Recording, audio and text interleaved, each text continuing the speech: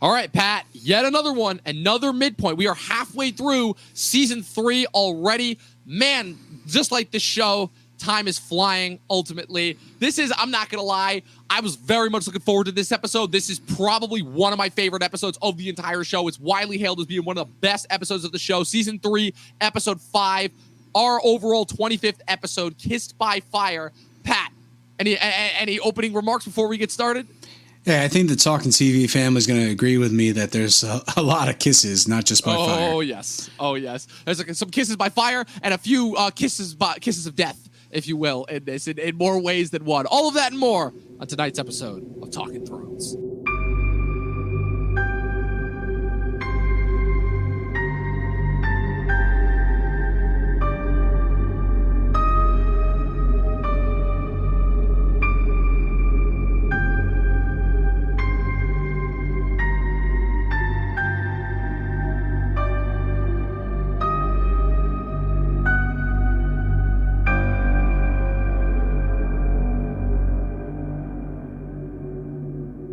You know, Pat, I think it's really fascinating that we're recording this episode on the same weekend that Dune came out, because George R.R. Martin is one of many people who has stated that he was inspired by the works of Frank Herbert. And now after having watched the movie and seeing just kind of how much they're trying to emulate Game of Thrones just from every conceivable level, it's once again another one of those weird things that happens throughout the history of pop culture where it comes full circle, right? Where Herbert inspires Martin, Benioff and Weiss obviously adapt from Martin, and now Denis Villeneuve is pulling directly from what Benioff and Weiss did as far as trying to capture some of the epic nature, epic grand scale look and apply it to, the more creative, sci-fi futuristic elements. Have you gotten a chance to watch Dune yet?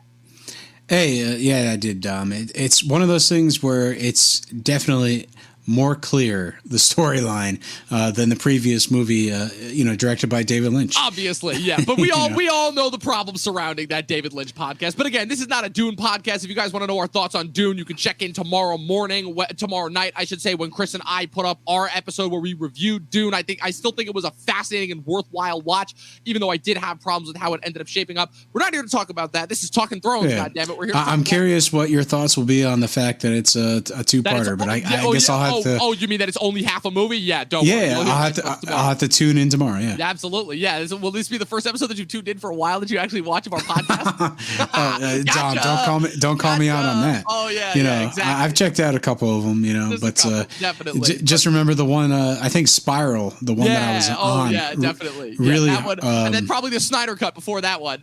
Yeah, exactly. So there's been a couple of that I was on. That's the Spiral one, definitely. Oh, man, that was basically so traumatized me. That was so much fun, that episode, though. Let's be real here. That episode was amazing. Did we talk for 10 minutes about Sam Jackson and whether he was ordering from the right and how much hell he was putting the DoorDash deliverer through? Maybe. I remember just being dumbfounded. I had to process everything about that movie right there on the spot on the podcast. Yeah. Just why did that movie exist? Well, look, if anything, we'll say that it was probably a very therapeutic experiment, if you will. But as much fun as that trip down memory lane was, again, we have the midpoint of season 3 to talk about tonight. Kissed by Fire, our 25th episode, season 3, episode 5. The second episode directed by Alex Gray. This is the third of 11 episodes that Brian Cogman wrote for the show. And it's tough because I think that this season and then the next season, season 4, when Brian Cogman writes the 2 back-to-back episodes, not the 2 back-to-back episodes, but the 2 episodes, Oathkeeper, where Jaime gives Brienne the sword at the end and sends her on the mission to find Sansa, and then Tyrion's trial episode, The Laws of Gods and Men. I think that these 3 episodes, those 2 episodes, I should say, this episode and The Laws of Gods and Men next season, are probably 2 of the best episodes that he's written for the show, and 2 of the best episodes in general for the show. This episode is one of those ones where there's a lot that happens here. It's not exactly the most jointed together, it doesn't flow as cohesively as the last 2 midpoint episodes of the last 2 seasons, that being, The Wolf and the Lion and then The Ghost of Harrenhal last season. But I think the moments in here are just, they're so damn good. They're so damn good. Every single moment here just hits. And it hits so much harder than it needs to, Yeah, it's likely that at this point the characters are really spread out. And the fact is, you're not going to have necessarily a cohesive full story episode where everything kind of plays off of each other. Like they're in their different spots in Westeros, and we basically just have to get a little insight into the amazing things that happen to each of these characters. Absolutely. So let's get into it. Let's start first. Awesome moment of this episode. We open right in the middle of the action. Hey, listen. Last episode, it's time. Two men enter, one man leaves. One right? man leaves. Well, the old Thunderdome, phrase. Thunderdome, right? Most people would refer to it as a trial by combat. For me, this is a trial by fire. Quite literally, the Hound has been found guilty of killing the Butcher's Boy, and so as a result, he's going to fight Beric Dondarrion. But there's a catch, of course, and that's that Beric Dondarrion. He's now a servant of the Lord of Light, and therefore, you know what that means, right? Means flaming fire swords, man. Oh man, and I love how they were able to do that practically too. Like, it's funny. I remember watching this as a behind the scenes when they were filming season 7, because they famously obviously bring the flaming sword back when they go on their quest north of the wall. And just the way that they're able to film that practically, like it sounds like such a chore to keep that sword alight like 24/7, because it's like the minute if you wave it in like the wrong direction or with too much force, it instantly goes out. So like I can just imagine them in between takes of constantly having to like, gotta re-oil the sword, gotta light it on fire again. But jokes aside, like it's an amazing scene. It's an amazing fight. It's very close. It's very confined. It's very close quarters. But it's super intense. It's super engaging. It's super in the moment. And I really like how they translated this from the books, where in the books, again, this is another fight that seems like it's super close, seems like it's going to go one way. Beric seems to be having the upper hand, obviously very smartly using the Hound's fear of fire that was so well established last season against him. But ultimately, at the end... Well, it's also the crowd, right? The crowd is just like going crazy, including Arya, which is like, kill him! Like, right. It's really... At a certain point, they've gone insane. They're like, what is it? They're like, what is it they're saying about the Hound? It's like, murderer, murderer, murderer. They're like, yes, good is going to triumph, but at the end, the Hound still proves too wily. He brings a crushing blow down, snaps Beric's sword in half, and caves through half of his shoulder. And basically, so he collapses, he dies. Thoros immediately goes to his side, starts praying. At the moment, right when it aired, you don't know what was going to happen. Yeah. And then this is when Arya like grabs a dagger and jumps, and goes to kill him, but gets stopped. And then, what does Beric say? He basically says like, the Hound first says something really snappy, which I love, which is looks like his God loves me more than him, And, but then it's something about like go to hell, right? Well, Arya says, he says burn in hell. And the next thing you know, you hear the words from Beric saying, oh, he will, just not today, as Beric has magically been brought back once to life, as this is the first instance in which we see the Lord of Light's true power, right? We got a hint of it last season with Melisandre and the Shadow Baby, but this is the true instance where, again, compared to all the other religions that we've come to know, the Lord of Light, if channeled properly through a Red Priest, has the ability to bring people back from the dead. The sucky thing is that this only ends up becoming the payoff through which they're able to kind of cheat and bring Jon Snow back in season 6, and there really isn't that much payoff to it after the fact. But at the time, this was a really cool reveal. It was really interesting. It was something new. It was something different that really hadn't been seen in fantasy, because the only real example that we'd had of it before, at least from a mainstream sense, was Gandalf coming back to life in Lord of the Rings, and there's all sorts of problems about how that's explained and what that means and from a characterization standpoint. But at least at the time when this was introduced, this was something new. This was something that really hadn't been done before, at least not in like that sense, just in general. And it was really, really fascinating, especially considering that at first, you're prepping yourself for what seems to be like a tragic death, although a messy one at that. And then completely after the fact, it's literally like, okay, and I love it too how Beric once again shows that he's an honorable character by not doing the cheap and easy thing, which is like, oh, you killed me, but I came back to life. He's like, no, even though I'm back to life, you still killed me. I'll do the honorable thing. You won. You're free to go. I love that. But then like 2 episodes later, he just sells Gendry. So like, hey, whatever. Well, it's like Thoros later says, it's like, hey, we're honorable, but to a point. We do need the gold in order to fund it. And then I love how in the next scene, the Hound is literally like, piss on your piece of paper. I want my goddamn gold. He's like, yeah, we're keeping your gold. Sorry, you're not getting that. You're not getting away with everything. He's like, you're nothing but a bunch of thieves. He's like, yeah, we're outlaws. Of course we are. We steal. It's part of our thing. Yeah, and then they basically put a sack over his head and let Clegane go, on his merry way. Yes, indeed. And like it's that's the primary bulk of the storyline, but there's 2 important scenes that followed up. One where Arya runs into Gendry, finds him mending Beric's armor. Arya is just so disillusioned at this point. It's like she was told that these men were honorable. She thought that they were going to do the right thing, but should they let the Hound go? They didn't let her. She didn't kind of get her revenge, and now Gendry's. Well, they have this nice moment talking about family, right? Gendry thinks he might have found family in this group, But Arya basically says, "Hey, no, they're not worth anything. Like the two of us could be family." Right. Is basically what she says, and at this point, Gendry doesn't really believe wholeheartedly in the two of them, Right. going off on their own. Right. He thinks he's found a place, and as we know, by watching this show, we know in an episode or two, that's going to be problematic for him. To say the least. But I think the big takeaway from this scene that kind of is hammered home, at least for Arya, and why I think this is really important as far as for this sector of her arc, is that it kind of once again outlines that she still kind of really doesn't have this understanding where she thinks that everyone she meets is going to be friends with her, but she doesn't quite understand like the class struggle and difference. She doesn't really understand Gendry's point of view. She just thinks, in her mind, she's still the whole mindset of, Lannister's bad, Starks are good.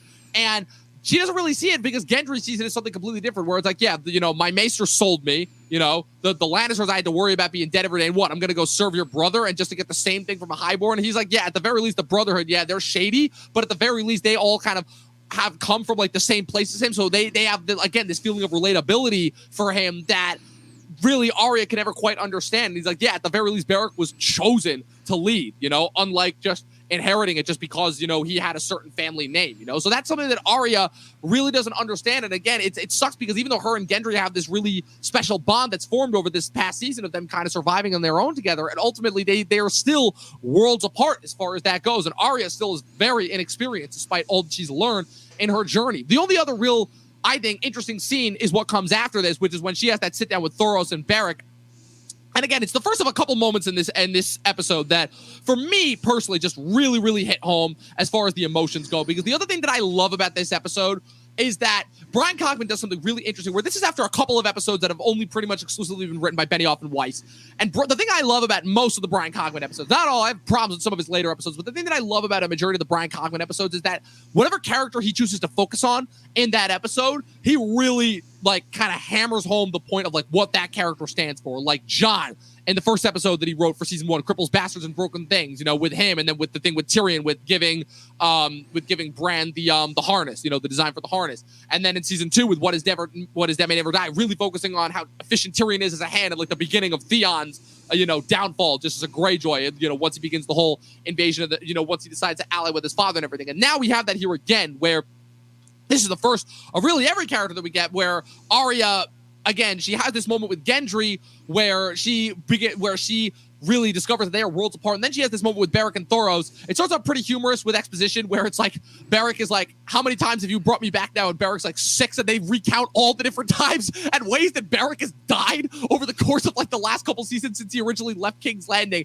And then Arya has this really sweet, really sad moment after she, breaks down with Thoros. She's like, okay, so I'm a hostage. You're selling me. And he's like, don't think of it like that. And she's like, but it is that. He's like, not so much. He's like, nah. And she's like, nah, it is. She's starting to wise up. And then she has this really tender moment when she asks, he's like, yeah, could you bring back a man without a head? And of course they know who she's talking about. Because of course they have a lot of admiration and respect for Ned when he was alive. And Beric tells her, he's like, even if Thoros is like, I don't think that's how that works, At the very, because I think the biggest thing that's established here is that despite the fact that the Lord of Light does have the ability to bring people back from the dead, there are a couple caveats to it. It has to be done within at least a couple of hours of them dying, and the damage to the physical body can't be so severe that it would cause some form of impertinence. The worst that Beric has done is, again, his shoulder got caved in half, but for the most part, it's just cuts, stabs, and one hanging.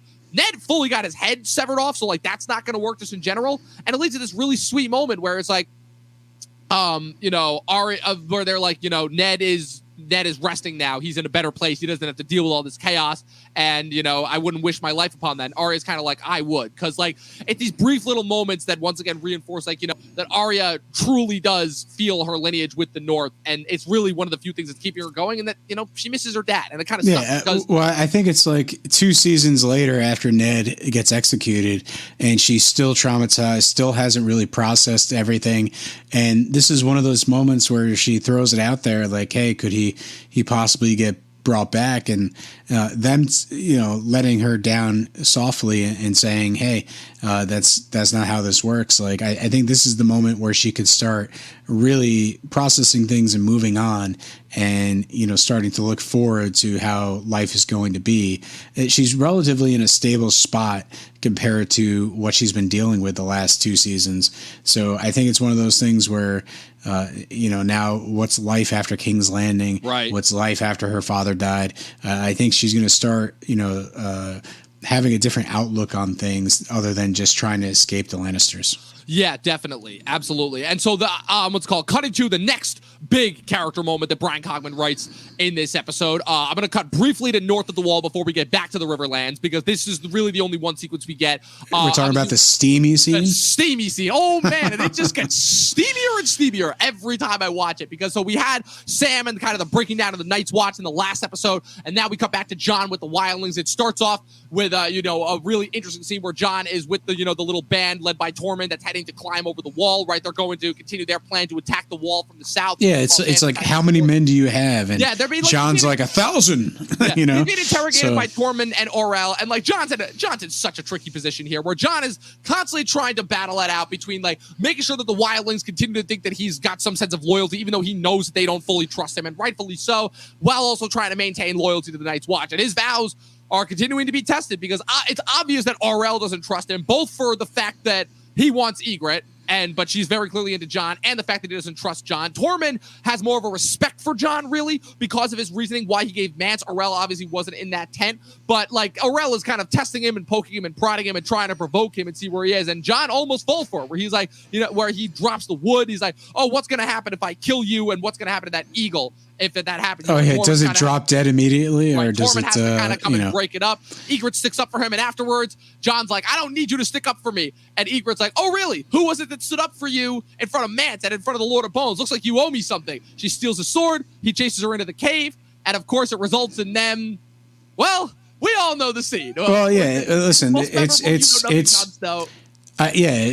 you know nothing, Jon Snow is definitely the line, and I think that line basically cements the two of them as like a fan favorite couple. Yes. And we're engaged in that storyline, from if you weren't engaged before this moment, you're definitely engaged, and you want to see how they basically make it out of the tough spot. Like, the wildlings and the Night's Watch are at each other's throat, and like the two of them it's basically a West Side Story, but north of the wall.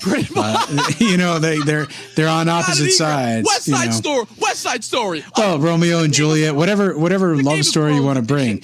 The one's a remake of another, so yeah. So basically, like that's what we're getting. It's a tried and true formula. Like I think we're all on board, and the fact is, I think how that storyline plays out, and we'll eventually get there. Is I think it's something that's it's handled really well, and the fact is, I can't say that I didn't expect it to end the way it does, but it's one of those things where it's right now we can enjoy it. We can enjoy the banter back and forth between the two of them. Basically the pillow talk, so to speak. They're just really teasing each other and everything. You want to talk about more humorous dialogue when Ygritte starts recounting all the boys that she slept with after Jon admits that he essentially lost his virginity to her, and he's like, okay, I got the picture. That was just hilarious. It's one-liners are just flying at a mile a minute. And like what I'll say about this scene is that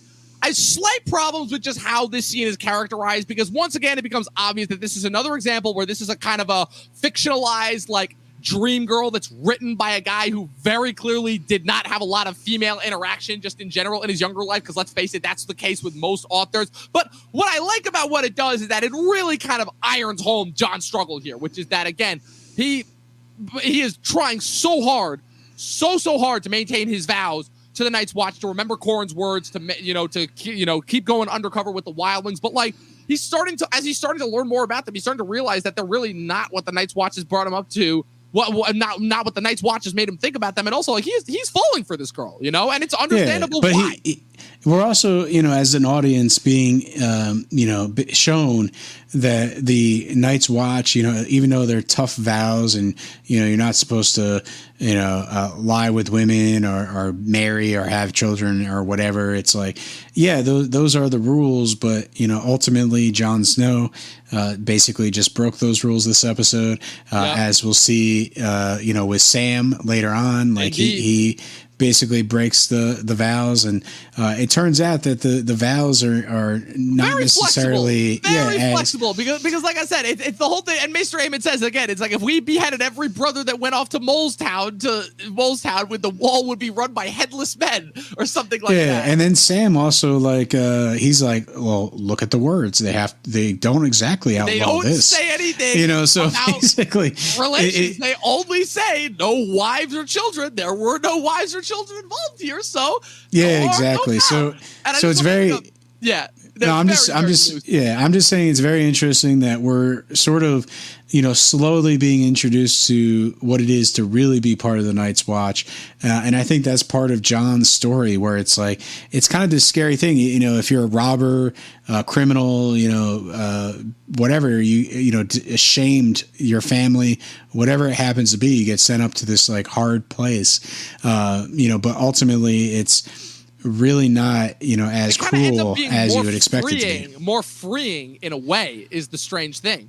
And then I just wanted to bring up Jay's comment, and then they got married in real life. Yes, indeed they did, because Kit Harington and Rose Leslie are now happily married with a kid. So, hey, what do you know? Some Hollywood romance stories do happen indeed. Again, it's a brief scene. It's a very memorable scene. Again, it's been a very talked about, very meme scene. It's obviously where the title of the episode comes from when Ygritte talks about, again, the idea of redheads in this universe are referred to as kissed by fire, which I think is a really interesting terminology and phrase that I hope to eventually use in real life at some point. But moving on. So back to the Riverlands, we then have, again, it happened earlier in the episode than I thought, because for the longest time I thought that this scene happened at the end of the episode, but it actually, there's a couple sequences that happen after it, which is probably for me, like, we obviously talked about how we've talked ad nauseum about how Jaime and Brienne probably have the best arc this entire season, but this is the moment that solidifies it, where they arrive at Harrenhal. Finally, they're greeted by Roose Bolton. Locke's trying to make a bunch of stupid jokes. Roose Bolton immediately disregards him as like, get them to the quarters, make sure they're taken care of.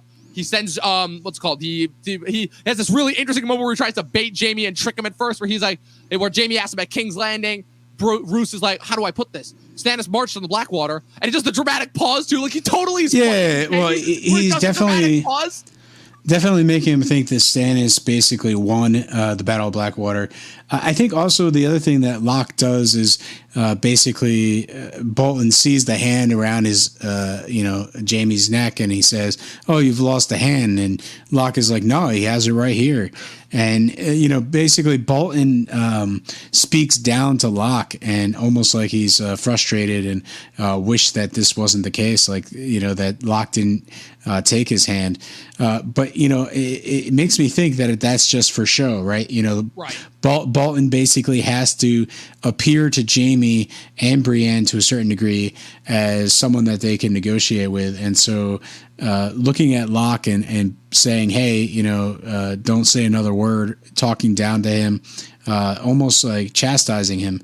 I think it's one of those things where Bolton is, playing some mind games here, not only with the Blackwater stuff, but also with the interaction with the hand and Locke in general. So right. Bolton has some real plans behind those eyes. It's the beginning of the first of couple hints that are saying that Bolton, again, if it wasn't already clear from last season, again, we still don't know who Ramsay is. There's no Theon or Ramsay scenes in this episode, thank God. But this is the continuing of the fact that Bolton has got some plans that maybe don't involve Robb in the future, just from the way that he's treating Jaime, and then later, obviously, with how he decides to handle Brienne by thinking that she could be a problem.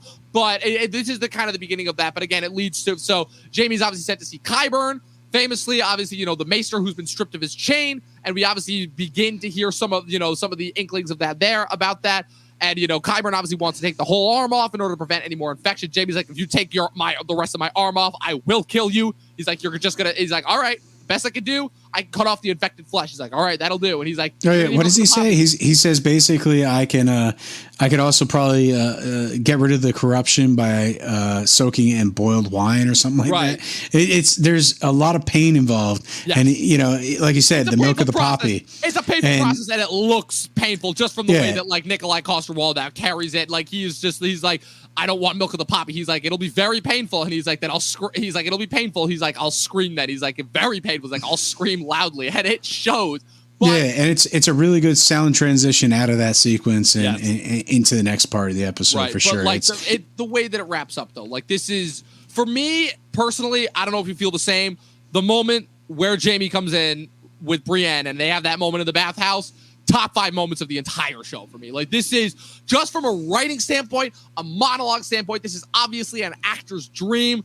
This freaking rules. I had every single word of this monologue, like when I read it in the book originally, when I watched it in the show for the first time. It's one of my favorite, my most rewatched scenes, where it starts off, Brienne thinks that Jamie's just trying to encroach on her. She doesn't want to be around him. He thinks that she's insulting her more. He says, no, I want to make peace. I don't want to keep fighting, and he opens himself up to her. He gets real emotional with her. He finally makes her see a side that he has really probably not told anyone ever. Probably not even Tywin or Tyrion for that matter. Well, it's the whole story. Yeah, it's the whole story of the Mad King and the reason why he actually went ahead and killed him.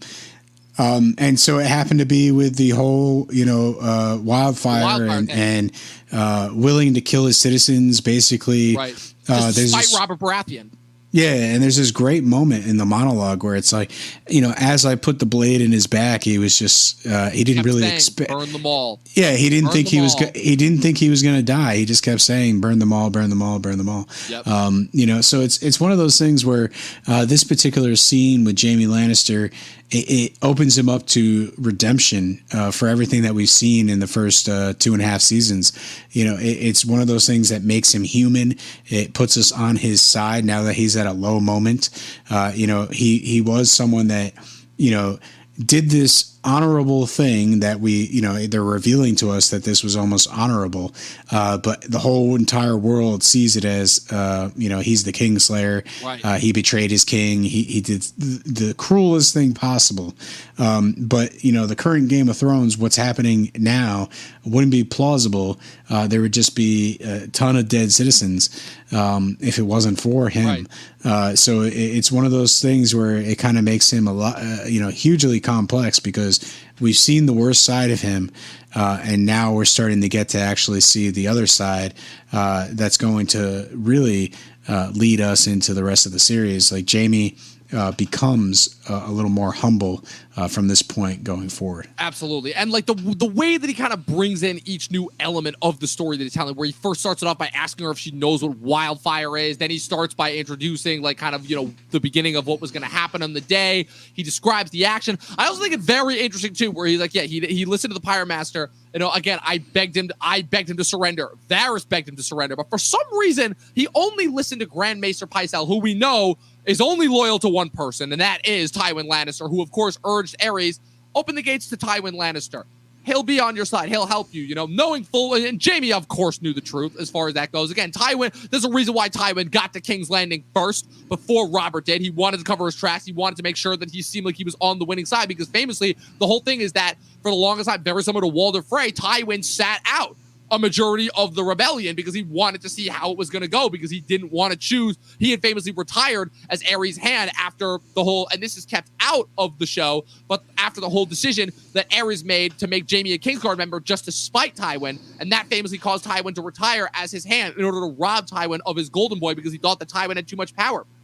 And so Tywin famously, he wasn't going to make his stance known, but he obviously had to wait until the position was clear, obviously, on both sides. And famously, obviously, it's known that the Lannisters are the one that sacked the city and ended up murdering the Targaryen babes, which is what's going to bring in the Oberyn Martell and the Martells into the fray next season. But the thing that I just love about the way he phrases it is the way that Jaime how he's able to categorize the madness of Aerys Targaryen by saying it's like he was willing to kill himself and his citizens, and because he was so crazy, he thought that he wanted to burn with the rest. He had no intention of escaping, because he thought that if he died and was consumed by the wildfire, he would rise again as a great red dragon. He's like, I cut his throat just to make sure that didn't happen. And then he says, he's like, if he tells Brienne straight up, he's like, if you had to choose between if your precious Renly ordered you to murder your father and then stand aside and watch while every innocent citizen of the entire city went up in flames, would you do it? Again, a very obvious foreshadowing as to what's going to come later in the final season. But it's a really harsh choice, because Brienne, of course, now all of a sudden realizes this terrible burden that Jaime's been carrying all these years with, bearing the title Kingslayer, Oathbreaker, all of these different things that, again, all these titles that people have harped on them because they never understood the real trauma. And she even asked him, is like, if that was the case, why did you tell Ned? And he's like, Ned would, Ned was so, and Jamie even says, like, Ned is so far removed from everything. He had no idea what he was in for. The only thing that brought him in was his loyalty to his sister and to Robert as his friend. He could have cared less otherwise. He's like, you think I'm going to explain myself to Ned Stark, who judged me the minute that he saw me standing over the king, who only ever lived by his oaths, and he even says, he's like, by what right does the wolf judge the lion? Still hiding behind that veneer of, that the Lannisters are better than everyone else before he collapses. And Brienne catches him, obviously, and, says that the Kingslayer needs help. And it's all topped off with the cherry on top when he says, Jamie, my name is Jamie. I just, one of the best written scenes, quite possibly in the history of television. It's so impactful. It categorizes who Jamie is to a T, and it really, to me, does set him up for the rest of the show as far as, like, this is the true transformation moment where he becomes a lot more humble. You understand him in a way that you really never did before. You understand kind of the struggle, the burden that he deals with, of constantly having to be, the golden boy, the fighter, the survivor, where his loyalties truly lie. And it's brilliant. It's one of those moments where it's like, yeah, I truly do have no words because it's so, so well done, Yeah, no, exactly. I think, watching it for like the third time here, the only thing I could think of is, hopefully, after he passes out, they wipe down his face because there's a lot of dirt. But no, I agree with you. Pretty much, this is a well-written scene. It is probably up there as one of the best monologues in this series. And, everything about it just really sets you up for what's coming. Obviously, in this season, we still have the bear pit and we have what Jamie does to save Brienne. There's just so many moments, like, everything that we've seen before this, like, basically, putting a spear through the back of, Ned's leg, or at least his, one of his men did, basically. And then he punches that man because he wanted the kill. Exactly. So, he also thought he was going to, he could have lost to Ned. So he wanted to see who was the better man was. Never really got to see that. But, he put Ned and the Starks through a lot of stuff, pushing Bran out the window. All this stuff is really attributed to Jamie. We see some of the terrible things he's done. But in this scene, it's just the reversal of, hey, maybe, he was wronged, for what he did, killing the previous king. And, it's maybe that burden has led him to make some awful choices. But, deep down, maybe this guy actually has a conscience and he can actually do good things. Maybe he is not the sort of the monster that we all think he is. Maybe there's a little gray area. Maybe it's not black and white like the show really established in the first 2 seasons. Absolutely, 100%. And there's one more storyline that you have to cover in the Riverlands. Oh man, River Run, Robb.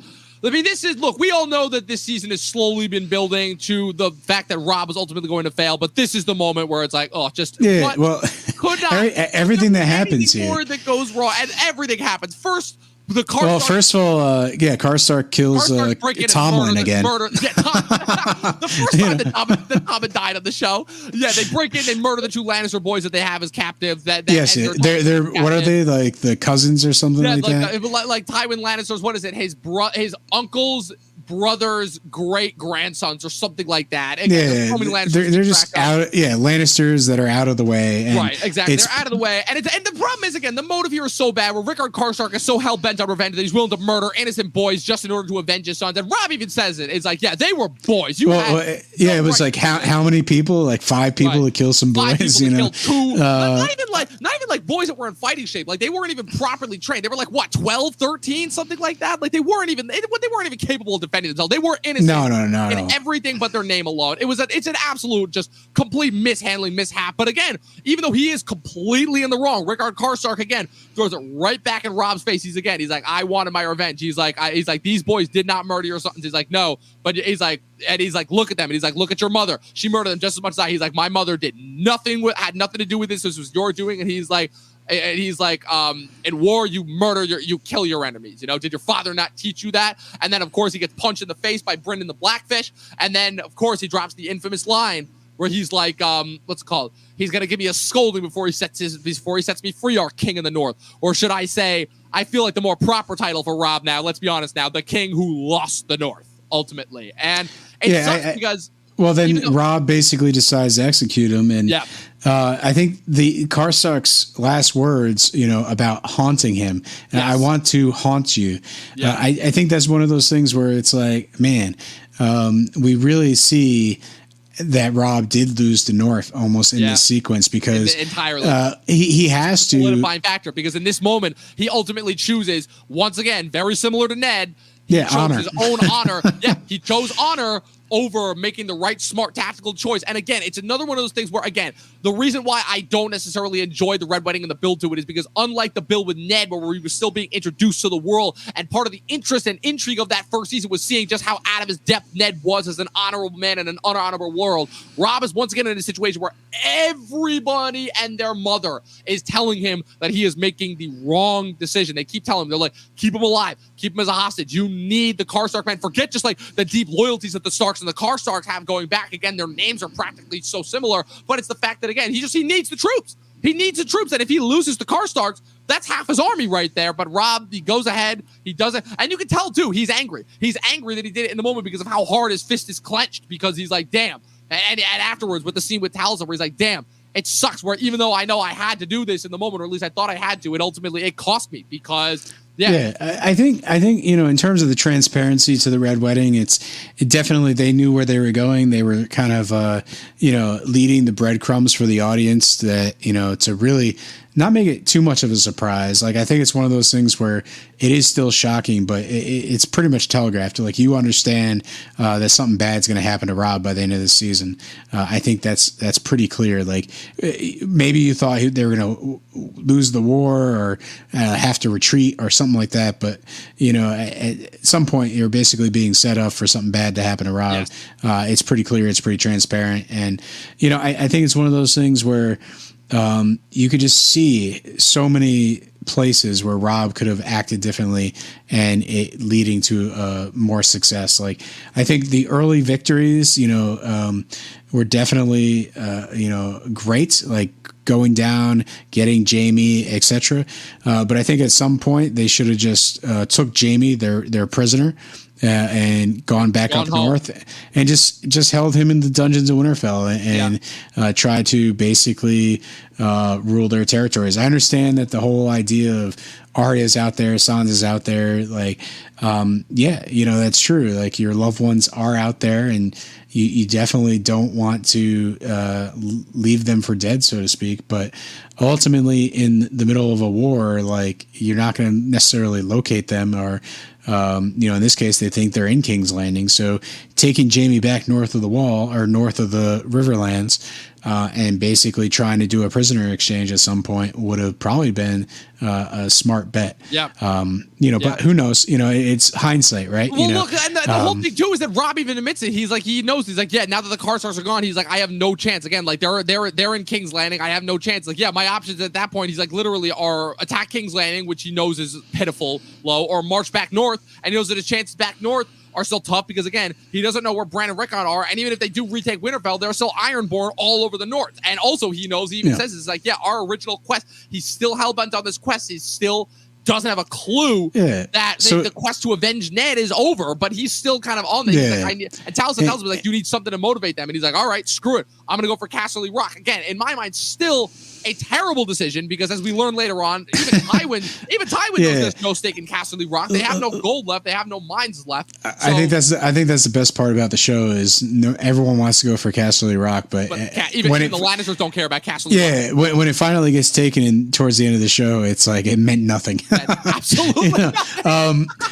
So it's very interesting how they lead us, the audience, and the characters on that wild goose chase of Castle Rock for the whole series. But ultimately, I think this is the moment where he has that bright idea where it's like, oh, you know what? I should. Phrase. The guy's always screwed over to begin with. Yeah, I should actually marry Walter Frey's daughter and get them as allies. No, he's already married. He's already married. So no, he's going to offer. Oh no, yeah, he's going to offer.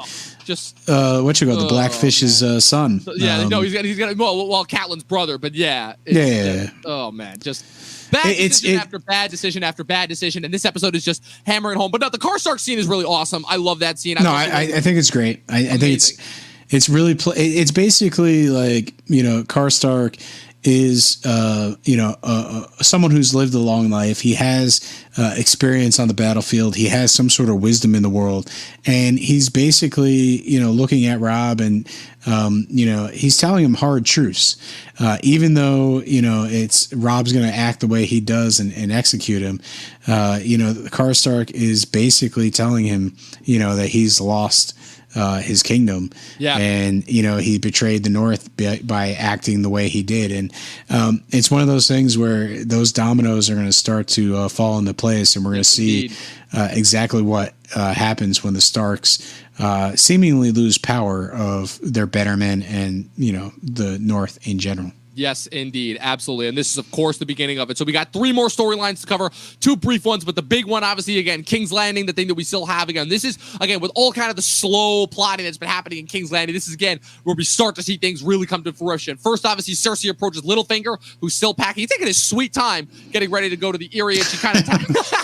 Yeah, he probably had the boat commissioned and built, Probably. Like, it certainly is what it feels like, definitely. But again, it's just playing off of Cersei, once again, commissions him and is like, yeah, I kind of need your help. I need you to find out what the Tyrells are up to again. Cersei is desperate to prove herself useful to Tywin here, and she's once again trying to threaten Littlefinger into doing her bidding a lot more implicitly than she did the last time. The last time she just had her guards threaten him. Now she's like, yeah, I know that, she knows that Littlefinger's good with Tywin, so she doesn't have the same pull with him that she does before. And Littlefinger also knows, like, all right, and if I want to stay good with the Lannisters, I got to keep Cersei happy just in general. And through a very, I think, really interesting kind of play of events, the way that we follow this sequence. I love how he has his man. We're introduced to Will Tudor's Polliver, who is revealed to be Loras's new squire, who conveniently places him, and how conveniently, again, seduces Loras by saying, oh yeah, I'm the guy that Littlefinger entrusts to take care of all the unsatisfied husbands who are closeted. This idiot that he does spills his guts to him, and of course he informs Littlefinger. I think this is one of the most economical sequences I've seen in the show, because it's like, Loras is fighting and training, and he meets him, and then it cuts to the two of them in bed. Then it cuts to, and you're like, wow, Loras moves that quickly. Yeah, but then it cuts to basically Littlefinger interrogating the spy, and the story is just like quick vignettes of the whole entire storyline. It gets us right to the point that Loras is being played. Littlefinger has his spies, and basically is working full tilt with the Lannisters, trying to make sure they have the advantage. Absolutely. Well, again, they rewarded him with the Eyrie, as he's already the Lord of Harrenhal, and just in general with everything that he's done. So for right now, again, they are still playing to his advantage. It's interesting how last episode, right, we saw Varys making his play by trying to engineer the whole Sansa getting in with Tyrells, and now Littlefinger is directly undermining that, and it just shows that, again, still in this moment, Littlefinger is still top dog in that sense, because once the Lannisters find out, and they find out quick, boy, do they. Again, following up a very humorous interaction between Tyrion and Olenna, where Tyrion, again, tries to attempt to request that Olenna basically pay for the wedding because they're kind of broke. And Olenna, once again, after leading him in 18 different directions, basically dropped, oh, right, fine, we'll pay for the wedding, even though basically still kind of reinforcing it's like, yeah, you guys may still run the city, but you still need our support in order to do so. And she does a very humorous sequence. I think it's like it's half the wedding, right? Half the cost, or something like that. But, but he really wants to cover the majority of it, if we're being honest. Yeah, the Lannister funds are practically and just the royal funds are practically non-existent. I think the best part is Tyrion is so proud of himself that he goes into the chamber with Tywin and Cersei. Tywin immediately disregards him. He's like, "Oh, finances, that's your business. That's your that's your problem. Don't worry about important things to do." And he's like, "Well, I did find a way to pay for the royal wedding. You can at least give us that." And of course, it leads to, again, another brilliantly written scene. I feel like so let's say that the last season with the scenes with Tywin and Arya were the scenes where they were like kind of ironing out like how to specifically like build up like how they were going to use Tywin in the show going forward. But this season is like really where they hit home, because every single scene in the small council chamber that involves Tywin is just a gem. Where just like where just Tywin informs him of the plot that Littlefinger's kind of, engineered him, and he's like, yeah, we bring the Tyrells into the fold, and this is how they repay us. And he's like, Tyrion doesn't really see the issue. He's like, okay, so Loras marries her, who cares, And he's like, so we're gonna just hand the key to the North over to Loras. And Tyrion's like, key to the North? Last I checked, Robb Stark was still alive. Again, continuing to drive home the hint that Robb is not making it past this season, where Tyrion still thinks that Robb is doing fine and dandy, and Tywin almost seems to have this like sixth sense that Robb is not going to be alive much longer. And he's like, the Karstarks have deserted him. Robb's days are numbered. That leaves, and since Theon killed Bran and Rickon, supposedly that leaves Sansa as the key to the North. We need to act quickly. And so, what's it called? And so he's like, we need to, and I believe that I found a suitable match. And Tyrion's like, oh, that's good. And then, of course, the clever jab from Cersei, and Tyrion realizes that Tywin is setting him and Sansa up to be married. Yeah, exactly. And it's one of those things, Tyrion is pretty much protesting, like, hasn't she been through enough? And it's interesting, once again, showing that Tyrion is the only Lannister with even a shred of human decency, where it's like, okay, and I know Shay rather unfairly so gives him a lot of shit in the next couple of episodes about whether he actually likes Sansa or not. He's like, it's not like I have a choice just in general, at least but like Tyrion is full on protesting this. Like, I think the best part is like Tyrion, sort of like understands like, oh my God, this is wrong. Yeah. But there's nothing he could do about it.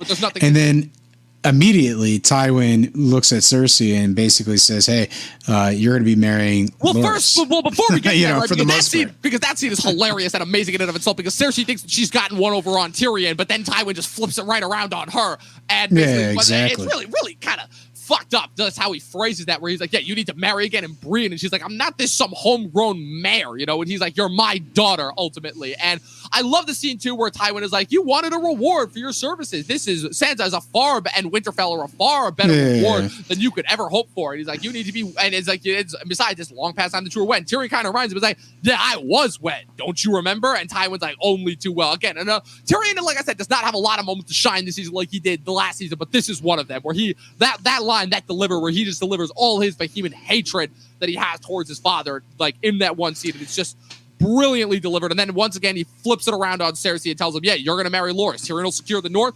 We'll still secure the Reach and maintain our alliance with the Tyrells. And once again, it builds into Tywin's fatal flaw that his children are nothing but commodities to him. They are not people, they are commodities. And it's shown in this scene because Cersei thinks that she's been doing all of this work to like kind of get in good with her dad and make sure that she's kind of like, got the new golden child standard. But again, she has the misfortune of being a woman in a still very male-dominated world. And again, that's all. He still only sees her as someone to breed children in order to continue the Lannister name, ultimately. Oh, yeah. And she's traumatized because her first reaction is like, don't make me do it again, Please don't make me do this again. Yeah, and so it's one of those things where Tywin sees them as disappointments. Like, you've been dishonoring the family name, which is all he cares about. Right. Is the name lasts longer than the people, and so it's one of those things where it's a brilliant scene, again, where Tywin is just flexing his power, even against his own children. And, it's in terms of like keeping the Lannisters in charge of everything, these moves make total sense. But ultimately, we see that Cersei, Tyrion, even basically the Tyrells, like Sansa, everybody's going to be miserable. Yep. Yeah, everybody's going to be miserable because of this. But ultimately, Tywin wants to get his way because the Lannisters have to stay on top. Absolutely, yeah. Again, it's minimalism, but this might be my favorite of the King's Landing stuff that happens this season. Ultimately, obviously, we have Tyrion and Sansa, mock wedding, and then obviously, the after effects of the Red Wedding. But like I said, this is again, it's another brilliant scene, and it's so well done. Like I said, every single moment that really happens in this episode is just a banger, just first and foremost. So 2 last sequences that we have to cover within this episode. Ultimately, again, we check back in on Dragonstone after, not really spending that much time there since the first episode. We're introduced to 2 new characters here. We finally meet Stannis Baratheon's family, who we did not see any of in the last season. It's funny because I thought that for the longest time we'd seen Selyse and Shireen Baratheon they were introduced to in season 2, but the truth is we're not introduced to them until this episode, this season. First, we're introduced to Selyse, his wife, who it's safe to say is not at all mentally there. The way she's talking, she's clearly another Lord of Light fanatic. Listen, like the fact is, when they have a discussion, and in the room are 3 jars with exactly stillborn children in there, and it's like Jesus Christ. Yeah, but it's almost from a science fiction story. Like it's the jars are like yellow liquid, and there's this bright light emanating from them that's kind of lighting half the face of Shireen. Yep. And it's very interesting. Like they're basically, the two of them are just talking about, like, hey, I didn't deliver you any, sons, any heirs, but Melisandre did, basically referring to the shadow baby. And I love too how it's like Stannis is trying to like come clean, right? Because he's feeling guilty for his sins, like a season and a half later, which I think is kind of weird and comes out of nowhere considering that we've spent so little time with him within the first half of the season. So that's weird. And that's made even weirder by the fact that Selyse is not only okay with it, but encourages it because she sees herself as not worthy because she's become such a fanatic. Like, look, Selyse Baratheon has always been like kind of not all mentally there, just in general. If you see her track record, especially if look no further than the way that she treats her own daughter once Stannis says that he wants to see her, because again, it becomes immediately clear that she does not care about her daughter in that way. But I find it interesting because even though obviously, again, the impetus just in Westeros and obviously for the longest time, just in general throughout, the Middle Ages was to have sons so that the sons could continue the family name because obviously daughters, unfortunately, could not just because of the elements of marriage. But Stannis, it shows, like, has this very clear admiration for his daughter in a way that really not too many other people have, obviously. I think it's really interesting that this follows up, like, showing Tywin have such real clear distaste for his daughter as a real human being, seeing her only as a commodity, when it becomes very clear in the next scene when Stannis meets his daughter, and it's revealed here that Shireen, obviously another thing about her is that she had grayscale, and the whole thing about grayscale is the Maester was successfully able to cure her as a baby because that's the only time that you're able to cure it, but she still has obviously the scar on her face. And the thing that's introduced here, like, I love Shireen Baratheon. I love her. She's so innocent. She's so plucky. She's one of the few, like, just purely, like, still innocent, still good characters in this harsh world. So, of course, that means she's going to meet a brutal and vicious end after a certain point because Benioff and Weiss are just sociopaths.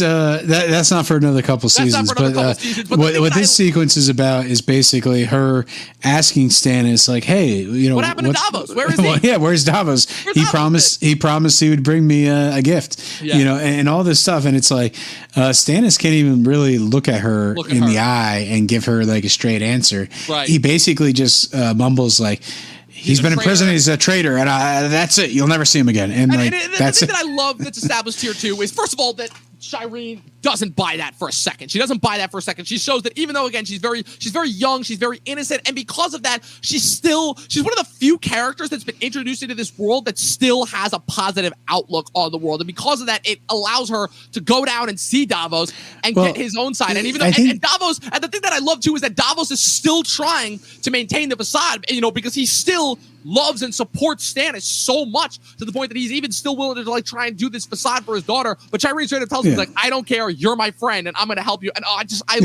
think the relationship that develops between these two. It's so sweet, it's so pure because I always see Shireen as the daughter that Davos never had, and Davos even comes to regard her almost as a second daughter as they continue to go throughout. And it's still, again, I still go back to their last interaction that they have together in season 5 when Stannis sends him away before, and their last interaction that he has with Shireen, and then the reaction that he has once he finds out that she's died and how she's died. I think it's one of those things where this character is just really authentic.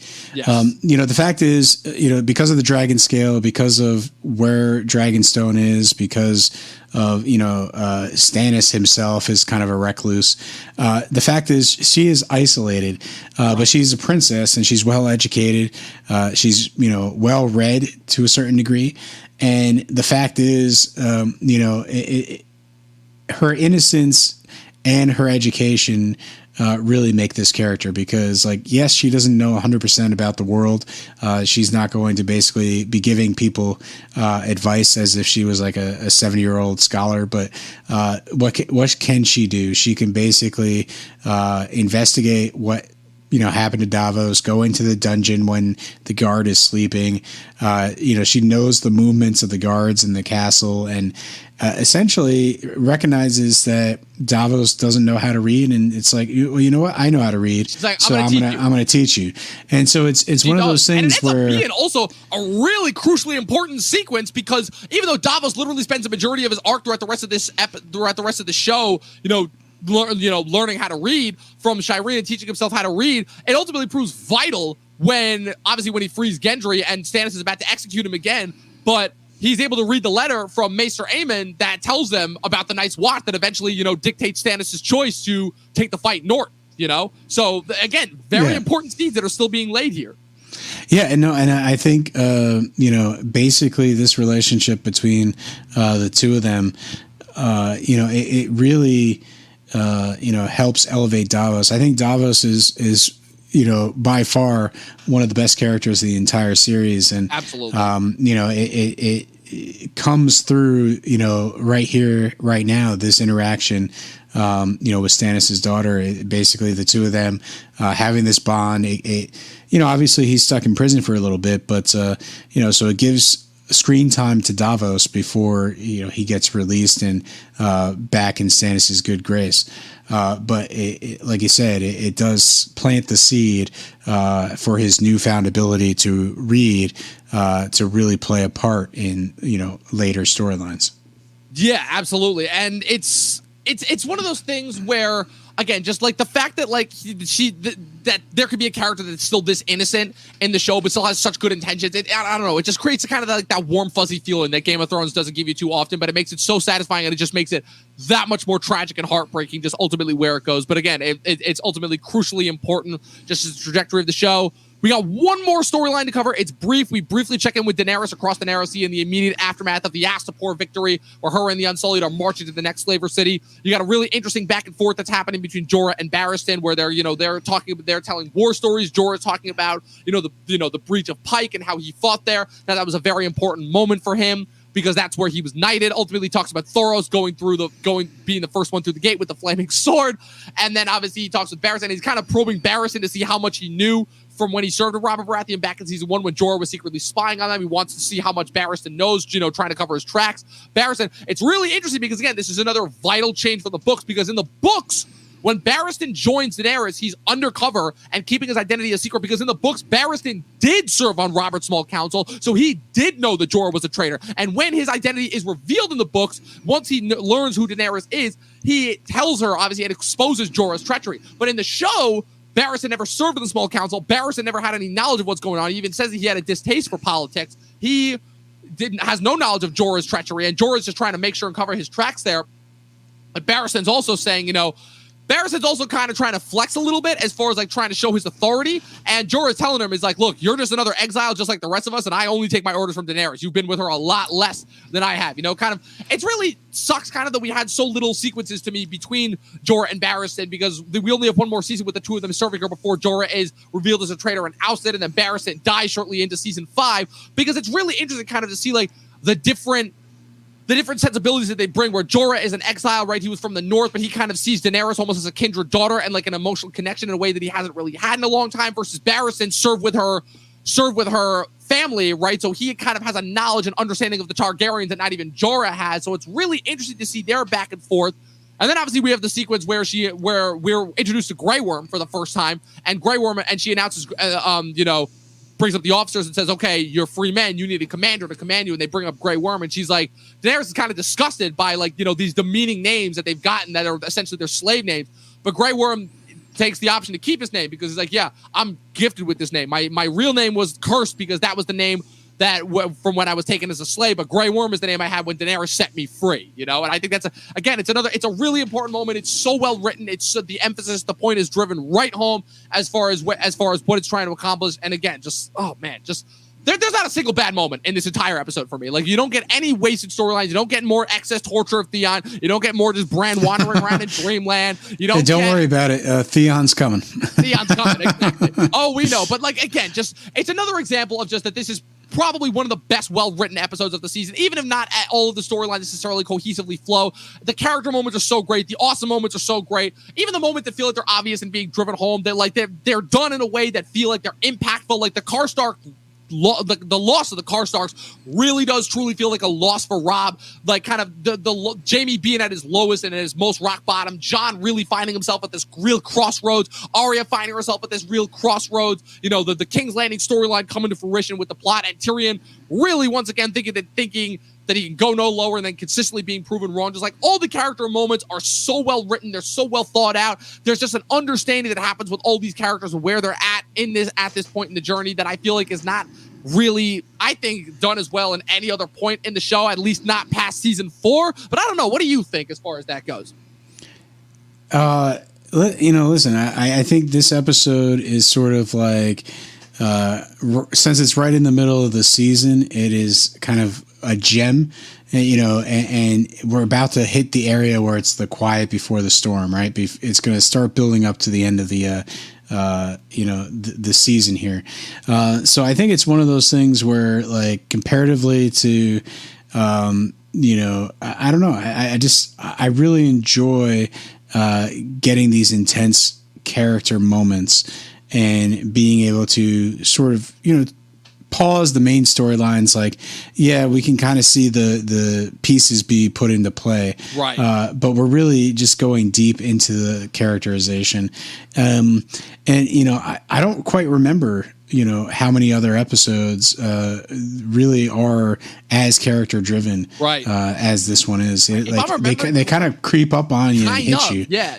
I feel like the last one we got before this was A Man Without Honor, which had a lot of surprising character moments with it. And then again, there's not too many that I remember from season 4, because season 4 is another one of those seasons where the even seasons are all action driven, where there's so much happening at every minute of season 4 that is just constantly pushing the plot forward. I really think that the only major character moment, the character-driven episode really that happens in that season is the Laws of Gods and Men, the Tyrion trial episode. But even that, again, I don't remember the ancillary storylines in that episode, so I will have to see that when I go back and rewatch. But for me, at least, with how awesome and how character-focused and character-driven this episode is, this is my favorite episode so far on this rewatch. I love this episode. I loved it every single time I watched it previously. Like this, even more so than Blackwater, I'm saying that this is my absolute favorite episode so far of the 25 episodes that we've watched so far in the rewatch. So that was it. That was a recap of season 3, episode 5, entitled Kissed by Fire. For me, the best episode so far in our rewatch. Is an amazing episode. I heavily recommend going back and rewatching it if you haven't been rewatching the show just in general. And of course, you can keep up to date with more Talkin' Thrones episodes that we will